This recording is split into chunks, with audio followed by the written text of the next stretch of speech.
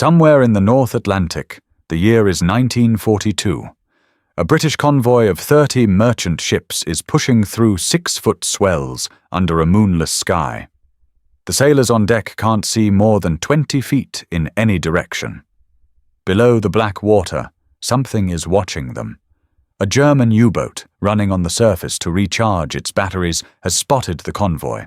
The captain gives the order, torpedoes away. Within minutes, 2 ships are burning. The others scatter into the darkness. The escort destroyers race toward where they think the submarine might be. But it's already gone, slipped beneath the waves, invisible. Again. This was happening every single night across the Atlantic. And nobody seemed to have an answer. Nobody, except one stubborn, ignored physicist who refused to accept that it was impossible. To understand why that physicist mattered, you have to understand just how badly the Allies were losing in 1942. Not losing in the way textbooks describe, a setback here, a retreat there. Losing in a way that threatened to strangle Britain entirely. The island nation depended on convoys crossing the Atlantic to survive. Food, fuel, steel, ammunition. Without those ships, Britain starved, and the entire war effort in Europe collapsed before it had even properly begun. Winston Churchill would later write that the only thing that truly frightened him during the entire war was the U-boat peril. That statement came from a man who lived through the Blitz. Let that sink in. Admiral Karl Dönitz, commanding Germany's submarine fleet, had developed what he called Rudeltaktik, Wolfpack tactics. Rather than hunting alone, his U-boats operated in coordinated groups. One submarine would shadow a convoy for hours, sometimes days, radioing its position back to command. When enough U-boats had gathered, they attacked together at night, from multiple directions, overwhelming the escorts and disappearing before dawn. Between January and June 1942 alone, German submarines sank over 400 Allied ships in the Atlantic. Millions of tons of supplies went to the bottom of the ocean. Thousands of merchant sailors died in freezing water, clinging to wreckage, waiting for rescue that often never came. The Allied response was, to put it bluntly, inadequate. Surface escorts could use ASTIC, what the Americans called sonar, to detect submerged submarines by bouncing sound waves off their hulls. It was effective, in theory.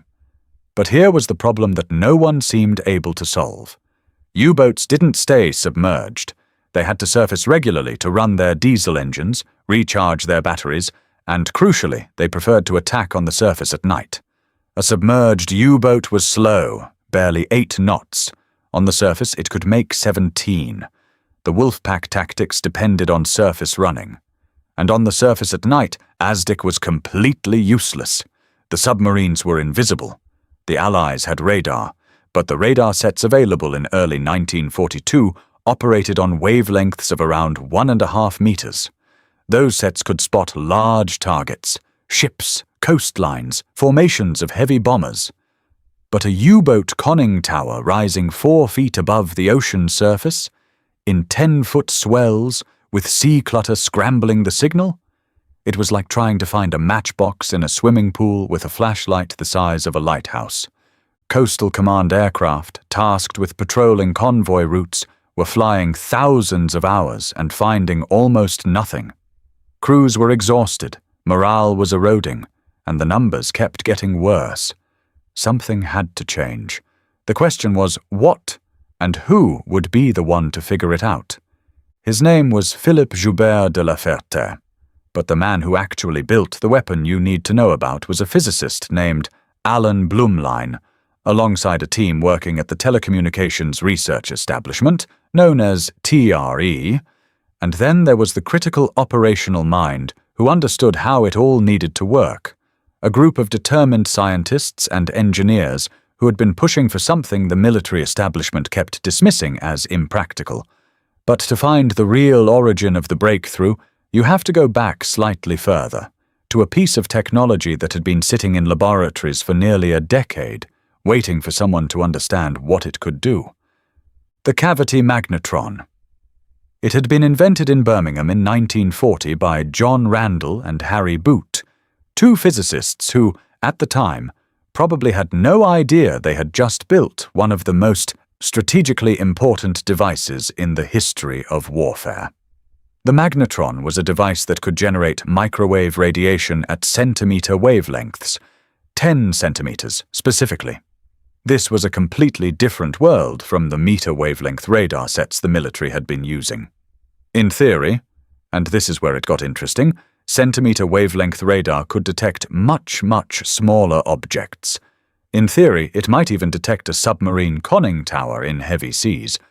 The problem was that most of the senior military figures who heard this pitch weren't exactly rushing to fund it. The existing meter wave radar worked well enough for aircraft and ships. The magnetron was finicky. It was new. The sets would need to be miniaturized to fit in patrol aircraft. And building airborne radar that operated at centimeter wavelengths had never been done before. It was, in the words of at least one official who reviewed early proposals, a ridiculous diversion of resources. There were more pressing things to worry about. The scientists at TRE disagreed, loudly, persistently, in the face of institutional resistance that would have broken lesser people. They had done the math. They understood what centimeter radar could mean for the Battle of the Atlantic. And so they kept pushing, even as the U-boats kept sinking ships. The winter of 1942 brought the worst of it. January, February, March. The U-boats were operating almost with impunity in what Dönitz's crews called their second happy time, the first having been 1940. The Wolfpacks were ranging further, coordinating better, and the American Eastern Seaboard, newly entered into the war, had almost no convoy system at all. Ships were being torpedoed within sight of American beaches. In some coastal towns, civilians watched oil fires burning on the horizon. Coastal Command was throwing everything it had at the problem. Aircraft flew long, punishing sorties over the Atlantic, hunting submarines that simply weren't there when they arrived. When a U-boat was spotted on the surface and an aircraft dove to attack, the submarine would receive warning. From its own lookouts, from radar detectors that the Germans had developed to sense meter-wave radar signals, and crash dive in roughly 30 seconds. By the time the aircraft reached the spot, there was nothing but a swirl of disturbed water and the bitter knowledge that you had missed again. In March 1942, Coastal Command lost 23 aircraft conducting anti-submarine patrols. They sank exactly one U-boat. One. The math was catastrophic. At that rate, it would take generations to even make a dent in Dönitz's fleet, which was growing faster than it was being destroyed. Experienced crews, men who had been flying operational sorties since 1940, who carried irreplaceable tactical knowledge in their heads, were dying for almost nothing. Back in Britain, food rationing was tightening. The public didn't know how close things truly were, but the men in Whitehall did. The convoy routes were the jugular of the British war effort, and the U-boats had their teeth in it. What nobody at Coastal Command fully understood yet was that the answer was already built. It was sitting in a laboratory. It just needed someone with enough rank and enough stubbornness to force it into the air. The device that changed everything was officially designated the ASV Mark III, Air-to-Surface Vessel Radar, third generation. But what made it revolutionary was not the name. It was the centimeter wavelength.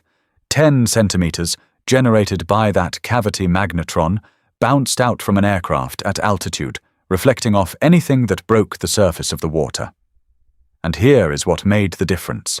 The technical detail that is worth pausing on because it is genuinely remarkable.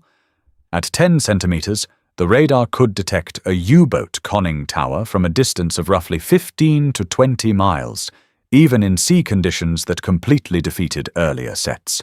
Not because the conning tower was large, it wasn't, but because at centimeter wavelengths, the sea clutter that had drowned out earlier radar signals was dramatically reduced. The shorter wavelength meant the signal bounced cleanly off the small metal structure rather than being swamped by wave returns. There was more. The ASV Mark III was paired with a weapon that turned detection into destruction, the Leigh light. This was a powerful searchlight, developed by squadron leader Humphrey de Verde Leigh, who had been fighting his own bureaucratic battle since 1940 to get the Air Ministry to take his idea seriously. The tactic worked like this. An aircraft equipped with centimeter radar would locate a surfaced U-boat at night from miles away. What Hale eventually proposed sounded almost laughably crude for something meant to fix a precision aircraft component. Rather than trying to redesign the regulator from scratch, he built a simple mechanical dampener, think of it like a shock absorber, fitted onto the linkage that controlled the exhaust gate. The regulator's problem wasn't that it was broken in the traditional sense, it was that it overcorrected, snapping open and shut too quickly under stress, like a thermostat that overreacts to every small temperature change instead of settling smoothly. Hale's dampener slowed that motion down, smoothing out the regulator's response so it adjusted gradually instead of violently. Paired with a simple heat shield improvised from scavenged sheet metal, positioned to deflect direct heat away from the most vulnerable section of the exhaust collector ring, the modification addressed both halves of the problem at once: the wild regulator behavior, and the cracking metal that behavior was cooking. None of the parts were exotic. Everything came from salvage bins, busted aircraft, and base supply scraps. That was exactly what made it both brilliant and deeply unconventional. Hale wasn't asking for new manufacturing, new materials, or months of testing back in the States. He was asking to fix the airplanes that were already there, with what was already on the base, immediately. His fellow mechanics were split. Some thought he'd finally lost it, risking his career and possibly crewmen's lives chasing a theory the engineers hadn't approved. Others, the ones who'd flown ground crew long enough to trust their gut over a manual, quietly admired the nerve it took. Hale didn't get permission so much as he got a reluctant, unofficial green light. Fix one aircraft on the margins, and if it worked, they'd talk. If it didn't, the consequences would land squarely on him. The first test came on an aircraft pulled from active rotation for unrelated repairs, giving Hale a narrow window to install his dampener and heat shield without grounding a combat-ready bomber. Engine technicians ran it through ground tests, throttle cycling it to mimic the violent climbs and dives of a real mission, watching gauges that had, on other engines, told the story of impending disaster. The regulator held steady. No flutter, no spike, no warning heat building where it shouldn't. It wasn't dramatic. It was almost disappointingly quiet, which, for an engine, is exactly what you want. Word moved cautiously up the chain. A flight surgeon's report and an engineering officer's curiosity were enough to get a test flight scheduled, this time with the modification installed on an aircraft scheduled for an actual operational mission, not just a ground test. Tension on the base that day was thick. If Hale was wrong, an unauthorized field modification could be blamed for the loss of a bomber and its crew, and there would be no walking that back. The aircraft flew its mission, returned through rough weather and evasive maneuvering exactly like the conditions that had doomed other planes, and landed with all four engines intact, running cool, running steady. Word spread through the maintenance hangars fast. Other crew chiefs, the ones who'd watched their own engines fail under identical conditions, started asking quiet questions, and some started installing dampeners of their own before anyone in a higher headquarters had officially blessed the idea. What happened over the following months would turn a scrap metal fix from one frustrated sergeant into something far bigger than anyone on that English airfield could have predicted. As more bombers flew with Hale's modification, the pattern in the after-action reports started to shift. Engine fires attributed to mechanical failure during missions began dropping noticeably in the squadrons where the fix had spread, even as overall sortie numbers climbed through some of the heaviest bombing campaigns of the war. Crews who once watched their gauges with dread started trusting their aircraft again on the long legs home. Commanders who initially balked at an unauthorized fix now found themselves requesting it for every aircraft on the line, and engineering officers who once dismissed it as an enlisted man's tinkering began documenting it formally, eventually pushing it up through official channels as a recommended field modification rather than a rogue fix. The exact number of bombers and crews saved by Hale's dampener can't be pinned down with the kind of precision a statistician would want. There was no controlled experiment running in the skies over Germany, no neat before and after spreadsheet. But maintenance officers who tracked engine-related losses across affected bomb groups began describing the change in striking terms, and over the following year, as the modification spread informally from base to base and eventually found its way into broader maintenance guidance, estimates circulating among post-war maintenance historians have placed the number of bombers spared from engine fire losses, directly or indirectly, somewhere in the thousands. Figures some accounts place as high as 3,000 aircraft across the duration of the air war in Europe. Whatever the precise count, the qualitative shift was undeniable to the men living it. Missions that had once ended in a smoking engine and a parachute over enemy territory increasingly ended with tired crews walking off a cooling, intact bomber, debriefing over coffee instead of being reported missing.